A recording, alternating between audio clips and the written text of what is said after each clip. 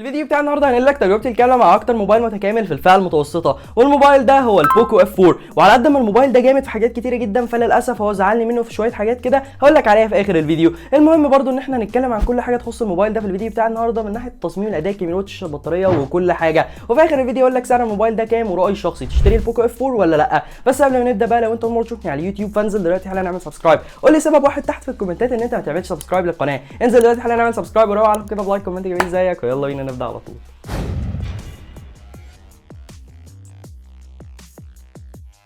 اول حاجه جامده جدا في البوكو اف 4 وهي التصميم بتاعه. التصميم بتاع الموبايل هنا شكله سيمبل خالص وشكله جامد جدا من بعيد، بالذات اللون اللي معايا، اللون الرمادي ده. انت اول ما توجه الظهر بتاعه كده على اي اضاءه هتلاقي التدرجات بتاعه اللون الرمادي من اللون الفاتح للون الغامق. بجد شكله جامد جدا وشكله روعه قوي من بعيد. وعايز اقول لك كمان ان التصميم بتاع الموبايل هنا شكله مميز جدا، لان البوكس بتاع الكاميرات هنا جاي لك بكميه اشكال هندسيه متداخله كده في بعض، مكونه لك البوكس بتاع الكاميرات بشكل مميز جدا جدا عن اي موبايل تاني في الفئه المتوسطه او حتى كمان في الفئه العليا. التصميم بتاع الموبايل هنا مميز جدا جدا من بعيد، وكمان اول ما تمسكه كده هتحس بكميه فخامه مش طبيعيه. الموبايل هنا جايلك بتصميم من الازاز مع بلاستيك فريم، الماسكه بتاعته بتكون ماسكه فخمه جدا جدا، هتحس كده فعليا ان انت شاري موبايل غالي معدي ال 15000 جنيه. بجد انا مش بافور، التصميم بتاع الموبايل هنا شكله جامد، وكمان الماسكه بتاعته مريحه قوي، وكمان بتحس كده ان انت ماسك موبايل فخم قوي. العيب الوحيد اللي موجود هنا في التصميم بتاع الموبايل ده ان هو للاسف بيبصم معاك بسرعه. من ناحيه التصميم الموبايل هنا بصراحه ياخد 10 من 10. من ناحيه بقى الشاشه بتاعه الموبايل ده، فعايز اقول لك ان انت هتلاقي شاشه روعه جدا في الفئه السعريه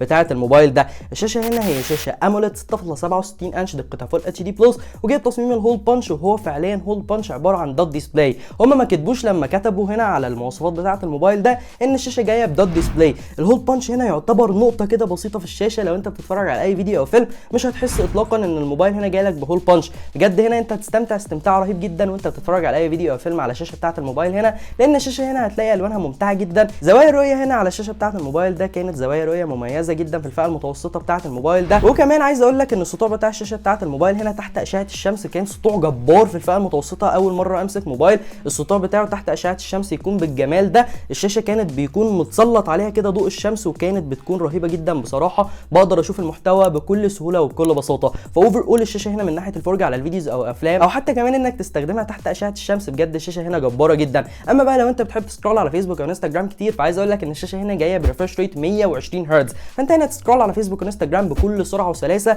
وبجد هنا مع المعالج بتاع الموبايل هنا الجبار، انت هتاخد كميه سرعه وسلاسه مش طبيعيه على الشاشه بتاعه الموبايل هنا، وهتاخد اداء جبار. وبالمناسبه بقى الكلام عن الاداء، فعايز اقول لك بقى ان الموبايل هنا جاي لك بمعالج من شركه كوالكوم السناب دراجون 870، وبجد الاداء بتاع المعالج ده جبار بطريقه مش طبيعيه في الفئه السعريه بتاعه الموبايل ده. ده تقريبا اقوى معالج في موبايل لحد 11 او 12000 جنيه، مفيش معالج اقوى منه شويه، اللي هو الموجود في البوكو اكس 4 جي تي الدايمنستي 8100. الموبايلين دول هم اكتر موبايلين بينافسوا بعض في نقطه الاداء، ومفيش موبايل ثالث بيقدر ينافسهم في الفئه المتوسطه او في الفئه المتوسطه العليا. ولو انت عايزيني فعلا اعمل مقارنه قويه جدا ما بين البوكو اكس 4 جي تي والبوكو اف 4، اكتبوا لي تحت في الكومنتات، وانا فعليا لو لقيت في طلب كتير جدا على المقارنه دي فطبعا هروح وهدوس وهعمل المقارنه دي. بس اكتبوا لي تحت الكومنتات عايزين مقارنه البوكو اف 4 ضد البوكو اكس 4 جي تي. المهم خليني اكلمك عن الاداء بتاع الموبايل ده. الموبايل هنا بجد لو انت استخدامك اليومي عنيف جدا على الموبايل وبتتنقل ما بين كميه تطبيقات سوشيال ميديا كتير، وانك تفتح كام لعبه كده وتقعد تتنقل ما بينهم، عايز اقول لك ان الاداء بتاع الموبايل هنا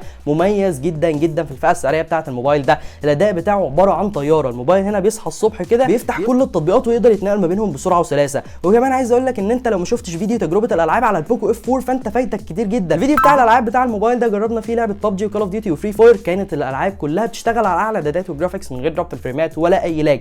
بجد الاداء بتاع الموبايل هنا كان مميز جدا في الفئه السعريه بتاعته، وكمان الاداء بتاعه بيكون خرافي بالنسبه لاي جيمر. لو انت جيمر طبعا انصحك بقوه ان انت تشتري البوكو اف 4، وكمان لو انت استخدامك تقيل وبتحب ان الموبايل يكون طياره معاك فطبعا روح اشتري البوكو اف 4. تعالى بقى اكلمك شويه عن البطاريه بتاعه البوكو اف 4. الموبايل هنا جاي لك ببطاريه 4500 ملي امبير اور. ما تتخضش ان الرقم للاسف رقم صغير شويه كده لاي جيمر او لاي مستخدم في الفئه المتوسطه او في الفئه المتوسطه العليا. للاسف البطاريه هنا بتاعه الموبايل ده تعتبر بطاريه ضعيفه شويه، بس على الجانب الثاني عايز اقول لك انها جايه لك بشاحن سريع 67 واط، والشحن السريع ده موجود مع الموبايل في العلبه. ولو انت برضه عايز تعرف الانطباعات الاوليه عن الموبايل ده والفتح العلبه بتاعته، فاسيب لك لينك فيديو جامد جدا عملنا انبوكسنج للعلبه بتاعه الموبايل ده، سيب لك لينك الفيديو ده تحت في الديسكربشن والاي اللي فوق هنا على اليمين، روح شوف الفيديو ده على طول بعد ما تخلص الريفيو هنا. المهم ان انا عايز اقول لك ان الشاحن السريع بتاع الموبايل هنا هيشحن لك الموبايل من 0 ل 100% في تقريبا ساعه الا ربع او ساعه الا ثلث، ودي حاجه رهيبه جدا جدا في البوكو اف 4. على قد ما هو ممكن ما يكملش معاك اليوم كامل لو انت استخدامك تقيل وما بتسيبش الموبايل من ايدك، فانت هتشحنه بسرعه قوي. اما بقى لو انت استخدامك من خفيف لمتوسط فالموبايل ده هيكمل معاك اليوم بالمستريح تماما. سيبك بقى من الكلام عن البطاريه والحاجات دي، تعالى اكلمك عن اجمد حاجه حصل فيها تطور في البوكو اف 4 عن البوكو اف 3 وعن كل موبايلات البوكوهات اللي فاتت، وهي الكاميرات. الموبايل هنا جاي لك بثلاث كاميرات خلفيه، الاولى والاساسيه 64 ميجا بكسل، الثانيه 8 ميجا بكسل ودي الترا وايد للزاويه العريضه بقى والكلام ده كله، وثالث كاميرا بتكون 2 ميجا بكسل ودي ماكرو كاميرا لتصوير الحاجات الصغيره والدقيقه جدا. اما بقى عن الكاميرا السيلفي بتاعه البوكو اف 4 فهي كاميرا سيلفي 20 ميجا بكسل، وعايز اقول لك بقى ان انا جربت التصوير بتاع الكاميرات دي في كل ظروف الاضاءه بجد، سواء التصوير بالكاميرا الخلفيه الاساسيه او الالترا وايد فالتصوير بتاعها بيكون روعه جدا جدا. كميه تفاصيل موجوده هنا في الصور، اول لما تزوم كده هتلاقي كميه تفاصيل رهيبه قوي. وكمان عايز اقول لك ان الالوان واسلوب المعالجه بتاعه الصور اللي طالعه من الموبايل ده بجد اسلوب معالجه جبار. النقطه الوحيده بس اللي بصراحه ما عجبتنيش قوي في الصور اللي طالعه من البوكو اف 4 وهي نقطه ان الموبايل تحس كده بيطلع لك صور اوفر ساتوريتد شويه، بس هنا مع اي اديت بسيط كده هتعمله على الصور دي هتطلع صوره ممتازه جدا جدا. بجد الصور اللي طالعه من كاميرات الموبايل هنا كانت صور جباره جدا، سواء في التفاصيل سواء في الالوان، الدايناميك رينج الموازنه بين الهايلايتس والشادوز بجد حاجه روعه جدا. كمان لو انت لقيت ان انت وانت بتصور كده بالموبايل ده الدايناميك رينج والاتش دي ار مش مظبوط قوي، شغل وضع الاتش دي ار وهتلاقي اختلاف 180 درجه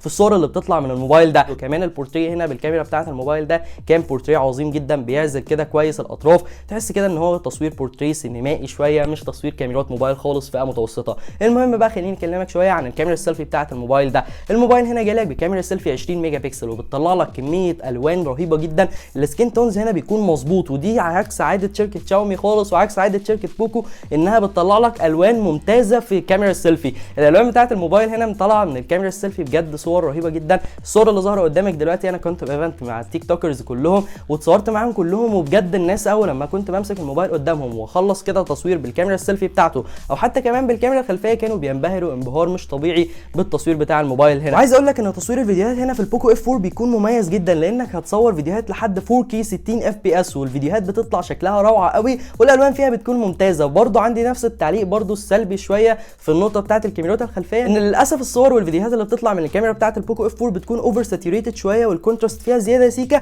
بس بعيدا عن كده باي تعديل الوان بسيط على الصور والفيديوهات دي انت هتطلع صور وفيديوهات روعه قوي قوي. ولو انت كونتنت كريتور وعايز تشتري البوكو اف 4 عشان تبدا تصوير على اليوتيوب او على تيك توك او حاجه، فعايز اقول لك ان انت دوس وطبعا روح اشتري البوكو اف 4. بجد الكاميرات بتاعته روعه جدا وفيها تطور كبير قوي عن كل موبايلات بوكو وشاومي اللي انا جربتها الفتره اللي فاتت. سيبك من الكلام ده، تعالى اكلمك عن سنسور المكالمات اللي موجود هنا في الموبايل ده. بجد البوكو اف 4 هنا جاي لك ببروكسيميتي سنسور محترم جدا، شغال بيرفكت 100%، ما بيعلقش. اول ما تحط كده الموبايل على ودانك هتلاقيه بيقفل معاك، اول لما تشيله كده على طول فهتلاقيه بيفتح معاك، ومش هيعلق معاك ولا مره كده واحده وانت قاعد بتتكلم في وسط المكالمات الكتيره اللي انت ممكن تعملها على الموبايل ده. وكمان عايز اقول لك ان الشبكات بتاعه الموبايل هنا كانت شبكات محترمه قوي، وكمان البصمه بتاعه الموبايل هنا هي من اسرع البصمات اللي انت ممكن تلاقيها. الحمد لله ان شركه بوكو فعليا بتحتفظ بالبصمه موجوده في زرار الباور علشان تقدم لك بصمه سريعه، مش تحط لك بصمه بقى موجوده في تحت الشاشه بقى والبصمه تكون بطيئه جدا معاك وما تقدرش تعتمد عليها. بصمه هنا موجوده في زرار الباور وسريعه جدا وممتازه وتقدر تعتمد عليها. كمان بقى عايز اقول لك ان الموبايل هنا جاي لك بستيريو سبيكرز، التجربه الصوتيه بتاعته بتكون مميزه جدا في الفئه السعريه دي، الصوت بيكون عالي ومجسم وكمان في تفاصيل في الصوت وبيكون ممتاز جدا. للاسف الموبايل هنا مش بيجي لك بمنفذ السماعات 3.5 ملم، بس الحمد لله شركه بوكو بتعوضك هنا في العلبه بتاعه الموبايل وحاطه لك الكونفرتر بتاع التحويل من 3.5 ملم للتايب سي موجود مع الموبايل هنا في العلبه، ودي لفته جميله جدا بصراحه من شركه بوكو في العلبه بتاعه الموبايل ده. اخيرا بقى سعر الموبايل هنا هيتراوح معاك من سعر 6000 جنيه لحد سعر 8 او 9000 جنيه، وبجد السعر ده هيكون ممتاز جدا جدا على الخلطه اللي بيقدمها لك البوكو اف 4. حرفيا انت كده لو جبت اي حاجه هتلاحظ ان الموبايل هنا مش بيأثر معاك فيها، من ناحيه تصميم، اداء، كاميرات، شاشه، بطاريه، سنسور مكالمات، الشبكات، كل حاجه فعليا الموبايل هنا هيكون جبار جدا. الحاجتين الوحيدتين بس اللي ممكن يزعلوك من البوكو اف 4 هي ان للاسف مش بيدعم منفذ السماعات، وكمان للاسف مش بيدعم تركيب كارت ميموري. غير كده فبجد الموبايل هنا اكتر موبايل متكامل في الفئه المتوسطه او حتى كمان في الفئه المتوسطه العليا، الموبايل ده هيكون جبار جدا. ولو انت عايز نصيحتي ان انت تشتري الموبايل ده فطبعا مش محتاج اصلا اي نصيحه، لازم تروح تشتري الموبايل ده لو انت معاك الفلوس بتاعته. بجد الموبايل هنا جبار جدا. وبس كده يا جدعان، كده خلصنا الفيديو بتاع النهارده. اتمنى فعلا الفيديو يكون عجبكم، لو عجبكم ما تنسوش تعملوا لايك وشير وسبسكرايب وبس. سلام.